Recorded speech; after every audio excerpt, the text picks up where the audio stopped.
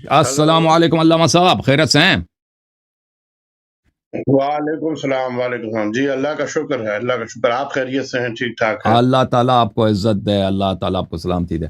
अल्लामा ज़ुहैर आबदी साहब, आप अपने मुतालिक कुछ बताएँ जी, हमें। मैं बात आप कर माशाअल्लाह हमारे चौधरी साहब बता रहे थे कि आपका ताल्लुक उलमा के घराने से है माशाअल्लाह, आपके चचा, आपके दादा वगैरह सब आलिम दीन थे, मज़हब हक़ के खिदमतगुज़ार थे और आप भी अल्हम्दुलिल्लाह रब्बिल आलमीन मिंबर के और इमाम हुसैन अलैहिस्सलाम के और अहले बैत ताहरीन अलैहिस्सलाम के खुद्दाम में से।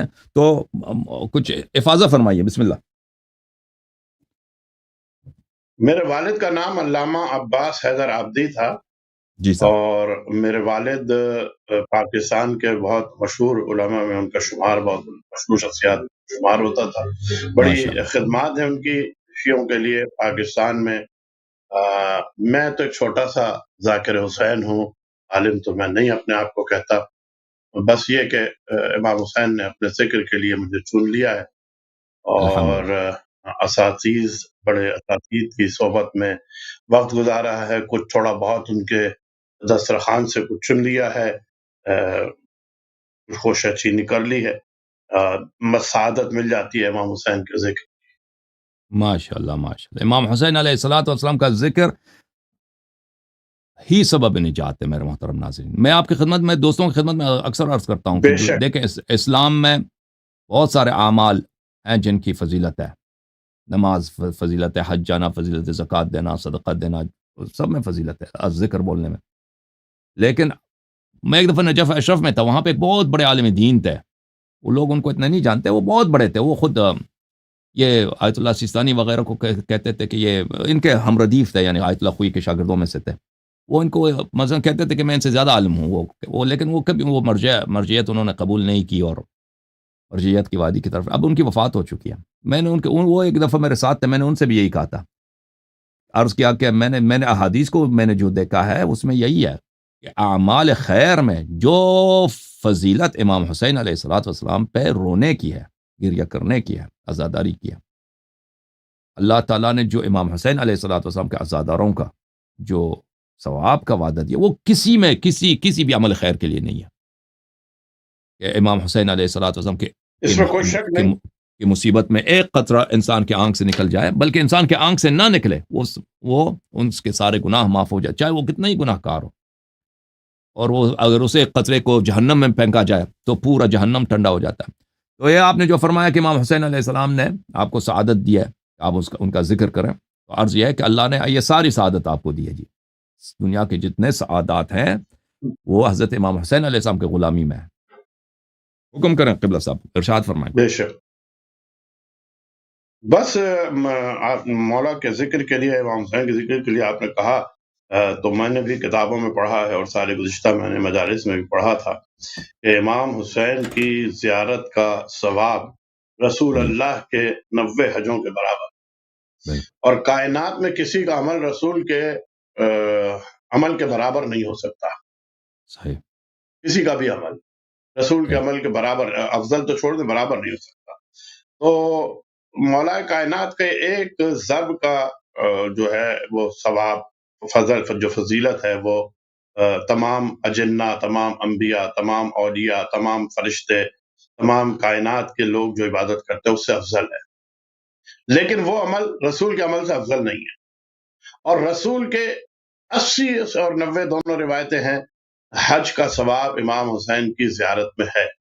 तो इससे बढ़कर और सआदत क्या होगी इमाम हुसैन की ज़ियारत, या इमाम हुसैन के ज़िक्र, या इमाम हुसैन से रोना, या इमाम हुसैन की मोहब्बत का दिल में होना। ये तो मैं समझता हूँ कि अगर किसी को ये सआदत नसीब है और वो अपनी सारी ज़िंदगी सिर्फ़ इसी नेमत का शुक्र अदा करते हुए गुज़ार दे, तो इस नेमत का, इस एक अकेली नेमत का शुक्र अदा नहीं कर सकता। माशाअल्लाह, माशा आप अपने वालिद साहब का बताएँ, वो उनका आप लोगों का ताल्लुक तो हिंदुस्तान से है, ठीक है ना? आप लोग मुहाजिर हैं। वालिद साहब वहाँ से आए थे? जी। लखनऊ के हैं आप लोग? जी, वालिद साहब हिंदुस्तान से आए थे, हैदराबाद से। नहीं, दक्कन से आए थे। हैदराबाद, दक्कन से। और माशाअल्लाह, नौगाँव से, नौगाँव सादात माशा अमरोहा के करीब है, वहाँ से। और यहाँ से ताल्लुक है। मेरे वालिद यहाँ नज़रियाती काउंसिल के रुकन रहे, मेरे वालिद यहाँ इस मजलिस शूरा के रुकन रहे, मेरे वालिद यहाँ IBA institute of business administration के सिंडिकेट के मेंबर रहे, میرے والد یہاں یونیورسٹی کے سینڈیکیٹ کے ممبر رہے. اس کے علاوہ ان کا نام آج بھی کراچی کیا پورے پاکستان میں جانا پہچانا جاتا ہے، اور ان کی خدمات کا لوگ آج بھی اعتراف کرتے ہیں. ماشاء اللہ، اللہ رحمت کرے، اللہ مغفرت کرے آپ کے اموات کا اور سب مومنین کے اموات کا اور آپ کے والد گرامی کا.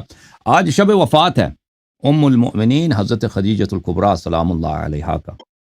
دنیا کی سب سلام. سعادتیں آل محمد علیہ الصلاۃ والسلام اور ائمہ اطہار علیہ السلام کے دروازے سے ہے، اور یہ ائمہ طاہرین بے علیہ شک. الصلاۃ والسلام اللہ تعالیٰ نے ان نبی صلی اللہ علیہ وسلم کے دختر کے دامن اطہر سے دنیا کو بھیجا ہے، اور ان کا دختر سیدۃ نساء العالمین جی. سلام اللہ علیہا پیاری بیٹی ہیں حضرت خدیجۃ الکبریٰ سلام اللہ علیہا کا. آج کی رات ان کی وفات کی رات ہے، ان کے متعلق کچھ ذکر ہو جائے. قبلہ صاحب حکم کریں، کچھ ارشاد فرمائیں. اس میں 3 باتیں چھوٹی چھوٹی سی میں عرض کروں گا. جی پہلی بات تو یہ کہ آج عالم اسلام میں جو کچھ ہے، جی جتنا کچھ اس عالم اسلام میں مال و دولت ہے، وہ خدیجہ کا دیا ہوا ہے، خدیجہ کا عطا کیا ہوا ہے. ماشاء اللہ. اس کی مثال ایسی ہے کہ میں اگر آپ کسی آدمی کو ایک کاروبار کراؤں اور وہ اس ایک کاروبار سے 10 کاروبار پھیلا لے، اور ساری دنیا میں یا سارے ملک میں اس کا کاروبار پھیل جائے، تو وہ ایک کاروبار ہی کا مرہون منت ہے، وہ سارا کاروبار، یعنی وہ احسان اس ایک شخص کا ہے جس نے یہ کاروبار کرایا. تو کائنات کی جو یعنی اسلام کی جو پہلی اینٹیں رکھی گئی ہیں مالی طور پر، وہ خدیجہ ہی کا مال تھا. اور عالم اسلام سارے اہل بیت تو چھوڑ دیں، رسول اللہ تو چھوڑ دیں، خدیجہ کے اس احسان کا بدلہ پوری قیامت تک نہیں اتار سکتا پورا عالم اسلام نہیں اتار سکتا. ماشاء اللہ، ایک ماشاء بات اللہ، تو صحیح یہ. فرمایا. دوسری بات یہ کہ چونکہ آپ کو پتا ہے کہ تاریخ نے اہل بیت کے ساتھ بڑا ظلم کیا ہے ہمیشہ، کیونکہ بنو امیہ جی اور بنو عباس کے ہاتھ میں رہی ہے، اور انہوں نے بڑے مظالم کیے ہیں. اور ان مظالم میں یہ ہے کہ احادیث کا رد و بدل، تاریخوں کا رد و بدل، ناموں کا رد و بدل، واقعات کا رد و بدل، یہ بہت کچھ ہے. جناب خدیجہ کے بارے میں یہ کہا جاتا ہے کہ جی وہ 40 سال کی تھیں، اور ان کی 4 بیٹیاں تھیں، اور 3 بیٹیاں تھیں، اور 3 شادیاں پہلے ہو چکی تھیں. حالانکہ طبقات ابن سعد کے حوالے سے میں عرض کروں گا کہ جناب خدیجہ کی عمر کل، اور وہ باکرہ ہیں. اچھا، ماشاء اللہ. بات عقل میں یوں بھی آتی ہے کہ جہاں ایک طرف یہ لکھتے ہیں کہ 3 شادیاں تھیں، وہیں دوسری طرف لکھتے ہیں کہ بڑے بڑے مکے کے سرداروں کے رشتے آئے اور خدیجہ نے ٹھکرا دیے. تو جس عورت کے 3 شادیاں ہو چکی ہوں، 3 طلاقیں ہوں، یا فور شوت ہو چکے ہوں، اور 3 بیٹیاں ہوں، اس کے بعد عذر نہیں بنتا بڑے بڑے سرداروں کے رشتے ٹھکرانے کا. صحیح، بالکل تو بالکل. یہ ایک الزام، ایک بہتان سیدہ خدیجہ الکبریٰ کے اوپر ہے. جناب خدیجہ کی عمر 28 سال تھی. عام الفیل سے 3 سال قبل آپ کی ولادت ہے. عام الفیل میں سرکار کی ولادت ہے. سرکار کی عمر اس وقت 25 سال تھی، اور خدیجہ کی عمر اس وقت شادی کے وقت 28 سال تھی، اور وہ باکرہ تھی. ماشاء اللہ، ماشاء یہ دوسرا ان کا جناب خدیجہ کا ہے. تیسرے یہ کہ ماشاء جناب خدیجہ ظاہر سیدہ کونین کی ماں ہے. سبحان اللہ. یعنی رسول کے ساتھ تو جو انہوں نے کیا ہے وہ ابھی ایک اور طرف، وہ سیدہ کونین کی ماں ہے. اور سیدہ کونین کا یہ اعزاز ہے کہ 11 امام ان کی اولاد میں ہیں، ماشاء اور منجی کائنات انہی کی اولاد میں ہے. ماشاء اللہ. یعنی اس کائنات کا بیڑا جو مکمل پار ہوگا، جو ہدایت کامل ہوگی، اور جو دین اسلام کا غلبہ ہوگا، اور جو دین اسلام کا پرچم دنیا میں لہرائے گا، وہ سیدہ کونین کے 11ویں بیٹے کے ذریعے سے ہوگا، اور سیدہ کونین جناب خدیجہ کی والدہ گرامی. تو یہ ماشاء سعادت جناب خدیجہ کو ملی. یہ واحد وہ خاتون ہیں جن کے سے رسول خدا صلی اللہ علیہ وآلہ وسلم کو اولاد، وہ بیٹی ہوئی جناب سیدہ کی شکل میں. ماشاء تو جناب سیدہ کا بیٹی ہونا اور رسول کی نسل کا چلنا، یہ اعزاز جناب خدیجہ الکبریٰ ہی کو حاصل. سلام اللہ علیہ، سلام اللہ. یعنی سورہ کوثر جو نازل ہوئی جناب سیدہ کے لیے، اور میں اس میں ایک جملہ اور بڑھاتا ہوں کہ سورہ کوثر دراصل سورہ کوثر کا ترجمہ ہے جناب سیدہ، اور سورہ کوثر کی تشریح امام حسین. سلام اللہ علیہ، سلام سورہ اللہ علیہ. کوثر کی تفسیر نہیں ہے جناب سیدہ. جناب سیدہ سلام اللہ علیہ سورہ کوثر کا ترجمہ ہے، یہ میرا اپنے الفاظ ہیں، اور تفسیر ہے امام حسین۔ تو اس سورہ کوثر کا جو جواب دیا ہے پروردگار نے، اس کا اعزاز خدیجۃ الکبریٰ ہی کو جاتا ہے۔ ماشاءاللہ ماشاء دین کے لیے اپنی دولت پوری انہوں نے لٹا دی، اور ایک بیٹی، اور اس بیٹی کی ایسی تربیت کی کہ جس کی نسلیں آج تک دین اسلام کی خدمت بھی کر رہی ہیں، ماشاءاللہ اور دین اسلام ماشاء پر جب کبھی کوئی مشکل وقت پڑتا ہے تو اولاد سیدہ ہمیشہ آگے آتی۔ ماشاء ماشاء ماشاء اللہ، آپ بالکل صحیح فرما رہے ہیں۔ دنیا کے سب خیرات ائمہ اطہار علیہ الصلوۃ والسلام کے در سے ہے، اور 11 امام حضرت خدیجۃ الکبریٰ سلام اللہ علیہا کے بیٹے اور فرزند ہیں، اور امیر المؤمنین علیہ السلام بھی ان کے بیٹے جیسے ہیں، ان کے فرزند جیسے ہیں، داماد بھی ہیں جی اور بیٹے اور ایسے فرزند جیسے بھی ہیں، جی کیونکہ امیر المؤمنین علیہ السلام، عبداللہ ابن عباس سے ایک روایت ہے مخالفین کے کتب میں کہ وہ کہتے ہیں کہ ہم نے، بلکہ خود عباس ابن عبد المطلب سے، کہ ہم نے دنیا میں کبھی ایسا نہیں دیکھا کہ کوئی فرزند اپنے والد کے لیے اتنا نیکوکار ہو، اتنا خدمت گزار ہو، جتنا امیر المؤمنین علیہ الصلوۃ والسلام رسول اللہ صلی اللہ علیہ وسلم کے لیے تھے۔ اور دنیا میں ہم نے نہیں دیکھا کہ کوئی بے والد شک اپنے بیٹے کو اتنا پیار کرے، اتنی محبت کرے، اتنا شفقت دکھائے، جتنا رسول اللہ صلی اللہ علیہ وسلم امیر المؤمنین علی بن ابی طالب علیہ الصلوۃ والسلام سے شفقت کرتے تھے، پیار کرتے تھے، محبت کرتے تھے۔ تو بظاہر امیر بے شک المؤمنین علیہ بے الصلوۃ شک والسلام رسالت پناہ صلی اللہ علیہ وسلم کے چچا زاد بھائی بھی ہیں، اور اخوت بھی ہے، حدیث جی اخوت صحیح ہے، اور ایک لحاظ سے وہ رسالت پناہ صلی اللہ علیہ وسلم کی آغوش میں پلے ہیں، اور ان کے اور نبی صلی اللہ علیہ وسلم کے درمیان باپ بیٹے جیسا رشتہ تھا، امیر المؤمنین علیہ السلام اور رسالت پناہ صلی اللہ علیہ وسلم۔ تو 11 امام حضرت خدیجۃ الکبریٰ سلام اللہ علیہا کے دامن پاک سے ہیں، اور امیر المؤمنین علیہ الصلوۃ والسلام پہلے ہمارے امام، ان کے داماد ہیں، اور ان کے بیٹے جیسے ہیں، ان کے نور عین ہیں، سلام اللہ علیہم اجمعین۔ اب شب وفات ہے قبلہ، بے شک تو انشاءاللہ ارشاد فرمائیے، کچھ ذکر مصائب ہو جائے، اور پھر دعا فرما دیں انشاءاللہ تبارک و تعالی۔ جناب ختیجہ، ظاہر ہے کہ دیکھیے، جب کوئی کسی غریب گھرانے میں پیدا ہو تو اس کے لیے مشکلات کا شروع سے وہ عادی ہوتا ہے تو وہ سہ لیتا ہے، لیکن جناب سیدہ جو عرب کی اتنی بڑی تاجرہ تھیں، اور آج بھی وہ اتنی بڑی مظلومہ ہیں کہ لاہور کا ایک مولوی کہتا ہے کہ جی وہ اتنی بڑی تاجرہ نہیں تھیں اور اتنی بڑی امیر نہیں تھی، ایک معمولی سا اور ان کا قافلہ تھا اور معمولی سی تجارت تھی۔ یہ مظلومیت تو آج تک ان کی جاری ہے، لیکن انہوں نے جو ساتھ ختمی مرتبت کا دیا ہے، جس طرح شیب ابی طالب میں 3 سال پتے کھانے تک نوبت آ گئی، یہ بڑے کہتے ہیں نا، بڑے گھرانے کی عورتیں یہ قربانی، جو ناز و نام میں پلی ہوں، جو عیش و آرام میں پلی ہوں، جن کے آگے پیچھے 50 ملازمین چل رہے ہوں، جس نے محنت کی ہو شروع سے، جس نے نہیں دیکھا ہو وہ تو اس کے لیے تو آسان ہے، لیکن ختیجہ اس کمال پر تھی کہ جہاں نوکر چاکر تھے، عیش و آرام تھے، ناز و نام تھا، سب کچھ تھا، اس کے باوجود ختیجہ نے سرکار ختمی مرتبت کی گھر میں بھی خدمت کی، اور نہ صرف یہ کہ گھر میں خدمت کی، بلکہ جب شیب ابی طالب کی 3 سال کی قید ہوئی ہے، اور جہاں کوئی اور کچھ پینا نہیں تھا، وہاں جناب ختیجہ نے رسول کے ساتھ وقت گزارا، اور وقت گزارنے کے ساتھ ساتھ کبھی زبان پر شکوہ نہیں آیا، ہمیشہ حوصلہ دیا، ہمیشہ رسول کا ہمت دی، رسول کی خدمت کی، رسول کی اپنی دولت رسول کے لیے لٹانے کے لیے ہمیشہ تیار رہیں۔ جنگ بدر میں جو اسلحہ خریدا گیا ہے وہ بھی سیدہ خدیجہ کبریٰ کی دولت کے ذریعے سے خریدا گیا، ماشاء یہ تواریخ میں لکھا ہوا ہے کہ وہ پیسہ بھی جناب سیدہ کا تھا۔ جو غلام تھے، یا جو لوگ چھڑوانے کے لیے، یا جو لوگ آتے تھے، ان کے لیے سیدہ نے اپنی تمام دولت خرچ کی۔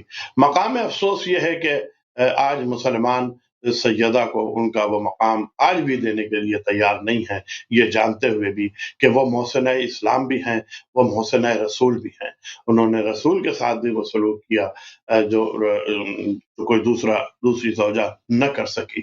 وہ خدمت کی رسول کی جو کوئی دوسری زوجہ نہ کر سکی، اور انہوں نے اسلام کی آبیاری کے لیے اپنی تمام دولت بھی لٹائی اور پھر اپنی اکلوتی بیٹی اور اس کی نسل کو بھی قربان کیا۔ جناب سیدہ جو بیٹی ہیں خدیجۃ الکبریٰ کی، یہ ان کے لیے بھی ایک بڑا صدمہ تھا جب ماں اس دنیا سے گئی، اور اس وقت ان کی عمر 5-7 سال سے زیادہ نہیں تھی جناب سیدہ کی۔ اس 5 سال کی عمر میں سیدہ نے اپنی اس چاہنے والی ماں کو رخصت کیا، جو خدمت گزار بھی تھی، جو پرورش کر رہی تھی جناب سیدہ کی، اور پھر جناب سیدہ نے اپنی ماں کی وہ تمام ذمہ داریاں سنبھال لی جو وہ رسول کے ساتھ خدمت کے لیے کرتی تھی، اور اسی لیے سرکار ختم مرتبت نے یہ بھی ایک وجہ یہ بھی ہے کہ سرکار ختم مرتبت نے انہیں ام ابیہا کا لقب دیا، یعنی وہ خدمت جو ایک ماں اپنے بیٹے کے ساتھ کرتی ہے، یا وہ خدمت جو ایک زوجہ اپنے شوہر کے ساتھ کرتی ہے، جس طرح سے وہ جناب سیدہ نے کی، تو یہ تربیت خدیجۃ الکبریٰ کا اثر تھا۔ یعنی جو کچھ جناب سیدہ نے اپنی خدمات انجام دی ہیں، وہ جناب خدیجہ ہی کی تربیت ہے۔ تو خدیجہ کی خدمات کا تذکرہ بہت زیادہ ہونا چاہیے، اور بہت زیادہ ان کے احسان کو ماننا چاہیے، اور مسلمانوں کو چاہیے کہ ان کا ذکر کریں، اور ان کی ان تکلیفوں کو بھی یاد کریں جو انہوں نے، خاص طور سے جو انہوں نے شیب ابی طالب میں گزاری۔ ویسے تو بعد میں بھی اس کے تکلیف میں رہی اور اپنی دولت لٹاتی رہی، لیکن جو خاص طور پہ شیب ابی طالب میں 3 سال جناب خدیجہ نے گزارے ہیں، وہ تکلیف کسی اور زوجہ نے نہیں اٹھائی۔ یہی وجہ ہے کہ سرکار ختم مرتبت ہمیشہ جناب خدیجہ کو یاد کیا کرتے تھے، اور جب بھی کبھی کوئی قربانی کرتے تو جناب خدیجہ کی سہیلیوں کے لیے الگ سے حصہ نکالا کرتے تھے، اور جب کسی نے اعتراض کیا کہ آپ انہیں کیوں یاد اتنا کرتے ہیں، اور وہ تو ایک بوڑھی خاتون تھیں اور آپ کو تو اللہ نے جوان دی ہیں، تو انہوں نے رسول سرکار ختم مرتبت نے یہی ارشاد فرمایا تھا کہ جیسی مدد خدیجہ نے میری کی اور جس وقت میں کی، کوئی ایسا نہیں جس سے میری مدد کی ہو۔ ہمارا سلام ہو خدیجہ پر۔ خدیجہ کی عظمت یہ ہے کہ پروردگار عالم نے جناب خدیجہ کو سلام بھیجا، ماشاءاللہ، اور جناب خدیجہ کے لیے جبرائیل نے آ کے کہا سرکار سے کہ اللہ جناب خدیجہ کو سلام کرتا ہے۔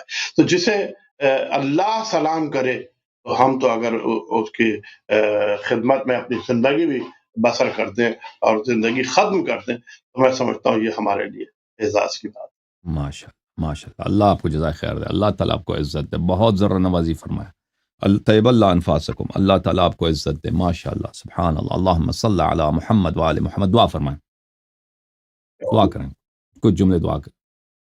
مولا پروردگار، تجھے واسطہ ہے جناب خدیجہ کی دولت کا، کسی مومن کو تو محتاج کسی غیر کا نہ کر، وہ اپنا ہی محتاج رکھ۔